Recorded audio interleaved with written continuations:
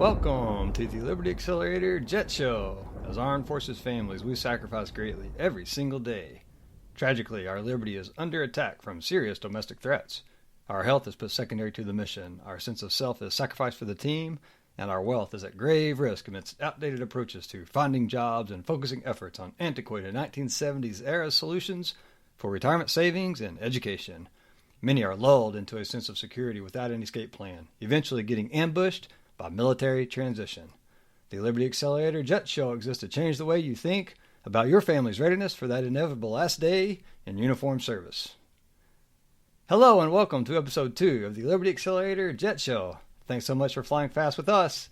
Jared H. Smith here, co-hosting with various contributors on the highway to liberty and freedom beyond uniform service and away from the danger zone, because we all get out one day. We're discussing armed forces family readiness topics across the spectrum of life in preparation for far beyond the military. I'll never tell you what to think, but I aim to help you think critically and give you a slightly different framework through which to view this dynamic and unforgiving world. This show contains the knowledge and guidance for intentional, informed family readiness from the earliest days in service, starting now. In today's episode, we're covering the J letter of the JET acronym, which represents jobs, efforts, and taxes. And we'll peel back the onion on this idea of a job. You'll learn what the job as an acronym really means in this new economy and information age. And I'm going to reinforce the idea of the job as an acronym being just one boss, that's job, just one boss, away from being without a paycheck, if and when dependent upon a single employer to give you a paycheck every 2 weeks. That's about it. It's like you're self-employed with only one customer. How much liberty is there in that situation? So today, here's the questions we're going to cover. 1. Are you completely dependent on your employer to give you a paycheck to meet your basic living standards? Secondly, do you think that makes a family one step away from living on the street? Do you know that in a job, working for a paycheck, that's known as earned income, and the tax burden is the highest one you as a family can have in our society? And then did you know it's within your power to retake control of your time and through it, your lives? But first, let's briefly touch on current events and headlines. The jobs report published by the government in early January 2022 shows less of the working age population are employed as compared to the number at the beginning of the government response to the pandemic in March of 2020. But today they're saying with an unemployment being at 3.4% or so, that the employment level is approaching pre-pandemic levels. Something simply doesn't add up. But we're not going to solve that problem here today. What we will do is discuss the dangers of a single job alone, military or otherwise. Now, I'm also going to tell a quick story from over a decade ago before we dive in. It was October of 2008, and I detached from my independent duty assignment as a supply officer on a forward-deployed fast-attack submarine based out of Guam. I detached from the USS City of Corpus Christi, hull number SSN 705, in Japan in the fall of 2008. Right in the middle of the great financial crisis. I knew vaguely from the news that the economy wasn't doing well and assumed that finding a job in that recessionary environment might be difficult. And the Navy, well, they didn't offer me the opportunity to leave service, so I stayed in. As a side note, my pregnant bride had returned to Houston ahead of me by a few months because of the timing of the pregnancy, with our firstborn son due in January the following year. And I caught up with her that October. But the day I detached from the submarine assignment, Hurricane Ike was barreling ashore in the Houston region. It's curious how that acronym, Ike, continues popping up in my life, and we'll get into the background on that in the later episodes. But getting back on track, I didn't know why the economy was in trouble, or anything about the banking crisis or the economy or real estate markets then. Having studied geology at Texas A&M and then joined the Navy through Officer Candidate School in Pensacola, Florida, I entered the submarine pipeline, and at the end of my tactical submarine experience, which was phenomenal, by the way, I was so exhausted and preoccupied with what I now call the Little M mission and staff and operational assignments that I didn't give the economy much care. We had a steady paycheck and allowances flowing in from my job every 2 weeks. We were safe, or so I thought. We had very little exposure to the stock and bond markets then, owned no real estate, so it was just another news headline for us that wasn't impacting our lives, not so far as I could tell at the time anyways. My wife had managed to save up quite a bit of cash too, but I didn't realize what the crash in the stock market had set in our lap because I wasn't educated on the overall system. My not paying more attention to that event and learning opportunity was a grave mistake that would reveal itself over a decade later, after 2 more master's degrees from academia. That lack of curiosity trapped me in a mediocrity mindset for the next decade as it pertains to personal finances, and that's time I lost because of a lack of education and not understanding the seriousness of this aspect of our lives. There were telltale signs of trouble, though, from my perspective throughout the 2010s. I never could put my finger on it, though. And again, the business at that staff or operational job, staying competitive for promotion as a naval officer, kept me distracted from really digging in and figuring out why the savings interest rates continued dropping over the course of the decade. Additionally, the reinforcement from the lamestream ideas that with a Bachelor of Science degree from Texas A&M and an MBA from Naval Postgraduate School, I was educated, right? Sure. I was chasing feathers from my cap, too, in the way of logistics and supply chain credentials, information technology certificates, and the checks for the blocks to keep my record competitive for promotion. On the home front, we bought our first house in 2009 in the Hamptons Road area, between Fort Eustis and Langley Air Force Base, where I commuted to and from Norfolk during my aircraft carrier tour on USS George H.W. Bush, hull number CVN-77, and we kept that home as a rental until 2017. We eventually sold it and broke even financially on the deal, but looking back, I had no business being in real estate. I thought I'd gotten educated before purchasing that house, but boy, I was wrong about that. More on that to come later. Anyways, that's a little background on how I'd bought into the lies we've been told, hook, line, and sinker. And on this show, I'm going to try to help you see what I've seen and avoid your wasting years or decades of your life not knowing what I've learned and that I'm sharing with you each week. That'll benefit the young Armed Forces family who are tuning in. For you salty, seasoned, and experienced officers and senior enlisted service members, veterans, and spouses, some of this will likely resonate with you too. And my goal is to equip you all with what I've learned since 2020 about all of this and how to recover from being in a less than ideal position to embrace liberty after uniform service.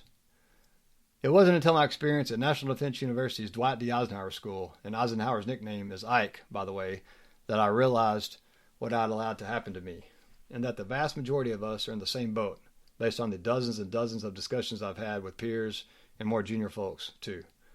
The introduction to an idea known as fractional reserve banking tipped me off to dive down the rabbit holes of the internet to get truly educated on economics, how the real world actually works, and learn from entrepreneurs who've succeeded wildly and failed miserably throughout the last decade or two. These entrepreneurs have learned from working in industry and delivering value to markets, and are the complete opposite from academia or government service. They're on the complete opposite end of a spectrum in how they view life and the world. What I learned from them and dozens of documentaries during 2020 and into 2021 about history and our current economic situation, frankly, horrified me. The lack of financial literacy and money aptitude taught in the public school systems and higher academia is intentional, too. It's the way the institutions, the corporations, the banks, and the so-called elite want us, in servitude, financially illiterate, and without money aptitude because it restricts our liberty and slowly erodes our freedoms. So, by now, I guess you're asking, when are we going to talk about jobs? You're thinking, I need a job and I need you to tell me how to get one. Okay, here it comes. Strap down tight and listen carefully because the words I'm about to choose and use, they matter greatly. In a job, we use our imagination, knowledge, and experience in exchange for a paycheck. In government service, we're fairly confident that a paycheck will show up every 2 weeks, compensating us for our time without missing a beat. In the real world, however, a job is perceived by the employee to be a fairly safe assignment with a reasonable expectation of getting paid on time every week or two. For a small business owner or entrepreneur, that paycheck can be a bit less certain. And I know from firsthand experience because I've been working to launch my business for a while now, and income is sporadic at best, with peaks and valleys and inflows and outflows of revenues and expenses. Why do I bring these 3 forms of work up? Well, because that's typically the siloed nature of the options presented to us when we're getting out of service, choosing one option of 3, which limits optionality severely. And only with optionality comes freedom to choose to provide for yourself and your family. In our military community, it seems the vast majority of us are completely dependent upon one paycheck from Uncle Sam.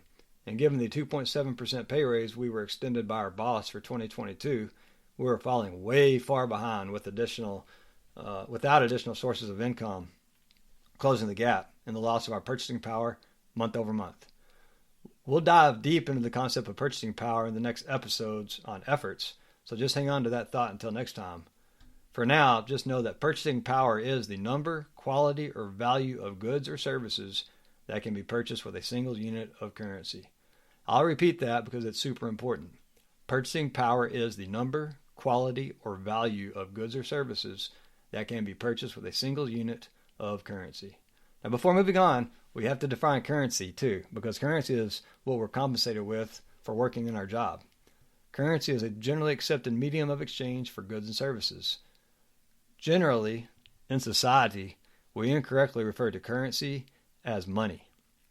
The main difference between money and currency is money has the additional trait of being a stable store of value over a long period of time. Currency doesn't store value stably over a long period of time, whereas money does, and hence the incorrectly referred to Consumer Price Index, CPI, that's commonly called inflation. For the sake of our show, inflation is the expansion of the currency and credit supply in the economy. The Consumer Price Index is a calculation measuring a commonly purchased basket of goods in urban areas that excludes housing and energy such as power, natural gas, and gasoline. And remember, discussions around economics in its most basic form is simple: supply and demand for goods and services. That's it. Economics is just supply and demand for goods and services. It's the supply of goods and services meeting the demand for those goods and services in markets composed of irrational human beings making decisions in their own best interests. In the stock and bond markets of the financial services sectors, though, algorithms make markets today too. To drive the point home about inflation and purchasing power, on January 14th, us military families received the 2.3% pay raise for the entire year. Now remember, the December Consumer Price Index was calculated to be 6.7%, but we get a 2.3% pay raise for the entire 12 months ahead of us. And those consumer prices, they don't come back down much typically. Now, that's what I mean when I say our purchasing power is falling way behind.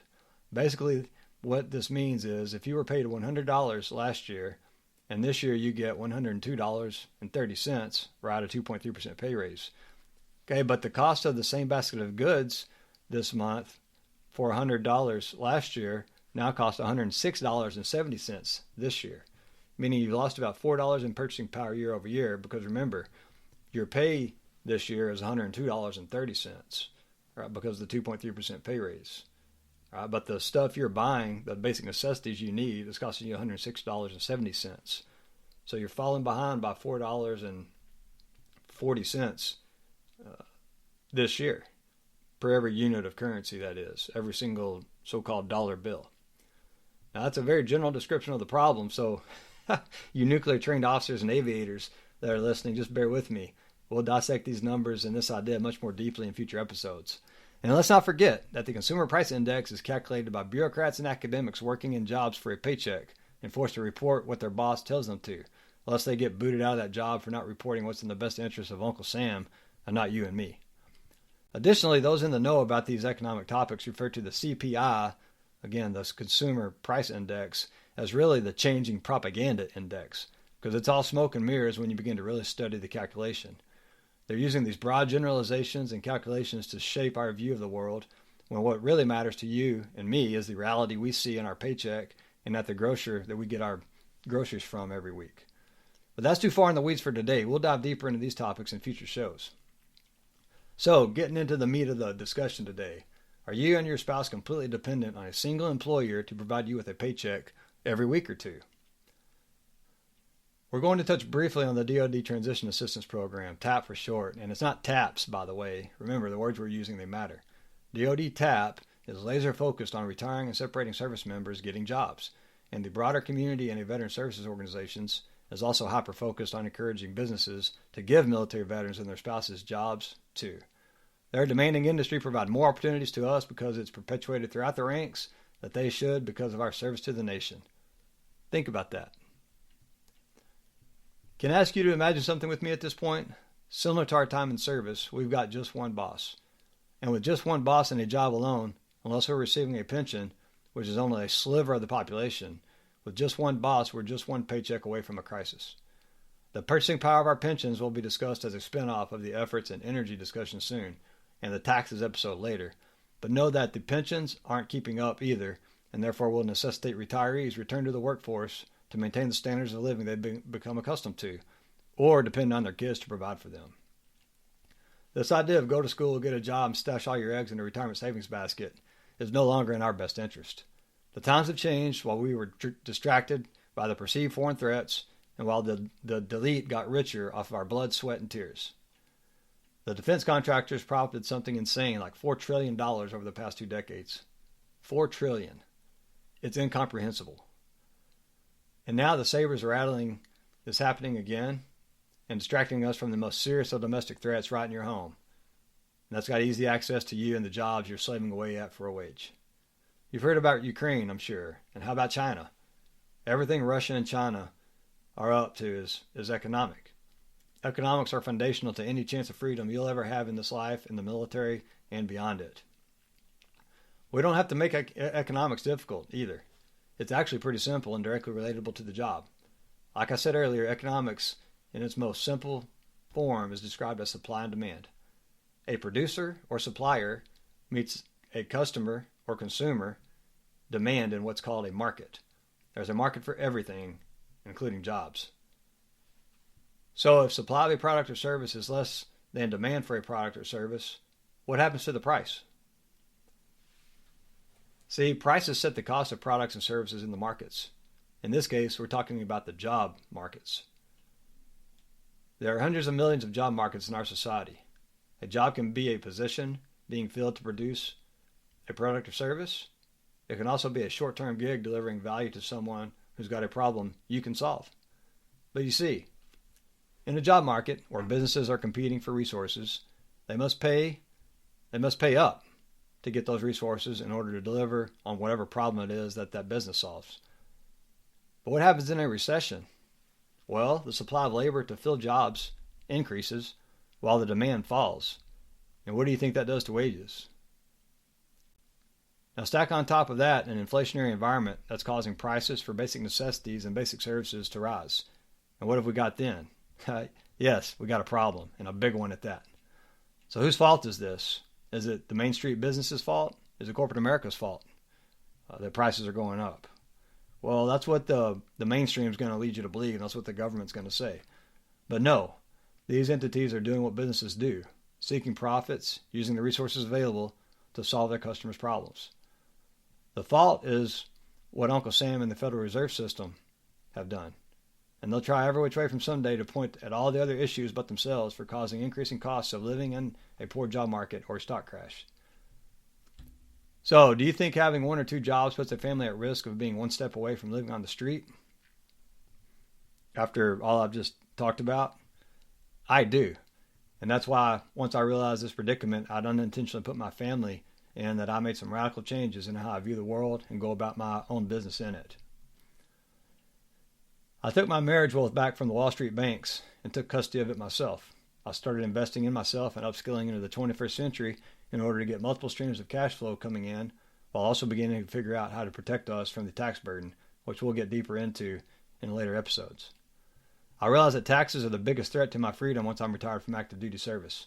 With a pension that's considered earned income and taxable, and Social Security income, which is also taxable, and my wife desiring to go into an earned income job, our tax burden is about to increase drastically getting income from these types of jobs. So I had to learn a lot and fast and figure out what we were going to do. Now, I'm guessing many of you out here have been side hustling for years, and if so, good on you. I was so focused and distracted on the foreign threats and the, quote, ready for sea, close quote, aspects of U.S. naval service that I put on the back burner the ready for life topics that would have set me up much better for a post-military career, optionality, and flexibility. But it doesn't have to be that way for the service member, the military spouse, or even the military veteran. You can learn from my mistakes for lack of knowing and for trusting Uncle Sam to coddle me before he booted us out of that jumbo jet. So to finish up today's episode, do you know it's within your power to retake control of your time and through it your lives? Time is our most important resource. But in our military culture from the earliest days in the training pipelines, this mentality of hurry up and wait is prevalent. And we experience it everywhere. At the mess hall, at the medical facility, at the military airport terminal, at Fleet and Family Services, and at the commissary in line to buy groceries. It's everywhere. And it's dangerous to your future liberty, too. The only way to outrun the limitations of a job that gives us paychecks that are falling behind purchasing power is to have multiple jobs so that the bosses in them don't control 100% of your income. Now, we're slightly shifting the context of a job here. Can we agree that anyone working to deliver value to another is in fact being paid by a boss? Even a small-time entrepreneur who has a craft business out of their home has a boss in the form of their customer. And if they only had one customer, how strong is their business? That's right, not strong at all. They'll want multiple customers for multiple streams of income for their crafts, or coffee, or hot sauce, or coaching, whatever. So I strongly encourage you to think hard about your job in the military, your job or job hunt that's stressing the military spouse, and through it the family. And understand the tax burden that comes with it, along with the fact that in any job, we're just one boss away from being on the street. And when we have no power, we become desperate, and that doesn't set us up for being our very best at work or at home. These woes trace their roots all the way back to Uncle Sam and the federal government, and we'll wade into this as we move on next time to discuss efforts and our energy and how it's stored in the currency from the work we do and our jobs. So to bring all this full circle and relate it back to the overarching jet analogy model for the show, your seat on the jet is the equivalent of a job. And with that seat on the jet comes rules. Imagine a trip on a commercial airliner today and the rules imposed on us to fly in it, both written by law and unwritten by society. What I mean is you can go to jail for not wearing a face diaper or smoking in the lavatory. Socially, you'd be scolded by taking someone else's seat mid-flight when they got up to visit that lavatory. We just don't behave that way, right? Well, the same goes for jobs. You don't own it either, and you don't have a God-given right to it. Not in government service to Uncle Scam, not in corporate America, not in small business, and especially not as an entrepreneur. And one of my advisors in a community called Contrarian Cashflow, she said that if you're an entrepreneur and you don't have an accountant, then you don't have a business. You have a job. In the case of employment, the employer owns that job, whether it's in government service at any level, in corporate America, working for a small business, or working for an entrepreneur, regardless of your degrees and credentials and qualifications and anything else you think gives you the right to a job. The job simply isn't yours. The potential customer, be it government, corporate bureaucracy, or a small business or entrepreneur, owns that job, not the employee. In the case of the entrepreneur, the potential entrepreneur owns the power to pay you for whatever value they believe you can provide to solve their problem. And to do that, they're going to want to know you, like you, and trust you to have their best interest in mind and not screw them out of their hard-earned paycheck. The last thing anyone wants is to regret a purchase decision, because that means admitting a mistake, and most all of us don't care for doing that. It's simply not in our human nature. So, like on an airplane trip, you pick your own seat or have it assigned to you, and you're given rules you better follow lest you get kicked off the plane. To sum up, your efforts are being stealthily and heavily taxed in jobs alone, and that is putting your family further and further behind, and it's part of our societal woes. Because of this, it's vital to create multiple streams of income that work for you while you sleep and while you're working in a job. Because as we discussed today, the matter revolves around this idea of purchasing power. The job isn't yours, and it'll never maintain the standard of living you've become accustomed to. The efforts we put forth trading our imaginations, knowledge, and experience and time for a paycheck are eroded away from us over years of inflation and increasing prices. So that'll do it for today.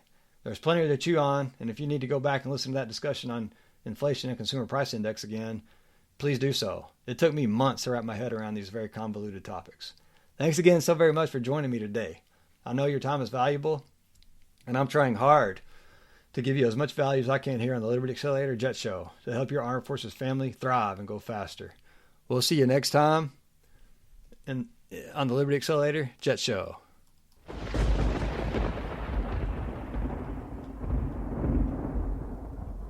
My biggest goal is to equip the Armed Forces family with all I wish I'd known 15 to 20 years ago, while also sharing that there's a literal army of other people ahead of you and a bunch coming behind you, along with peers taking the same journey today, meaning fighting their own battles, having not intentionally and formatively prepared for this eventuality, military transition, well ahead of time.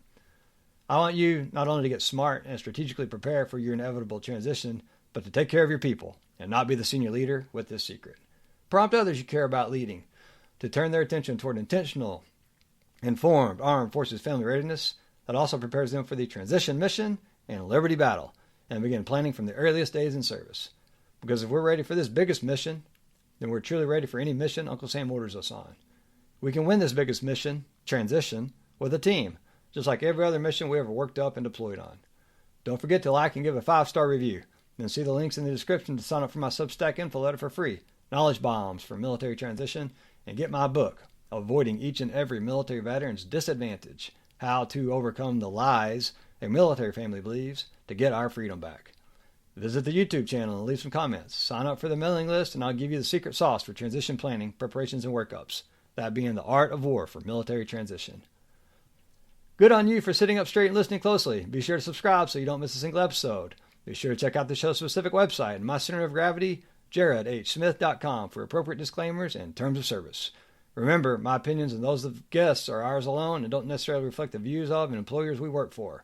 For legal, tax, or other special area of interest, don't take my advice. Don't forget to punch that like button, hit that 5-star review, and share with a colleague or friend from your past duty assignments. I'm certain they'll be happy to hear from you. We'll see you next time on the Liberty Accelerator Jet. To your liberty, heck yeah!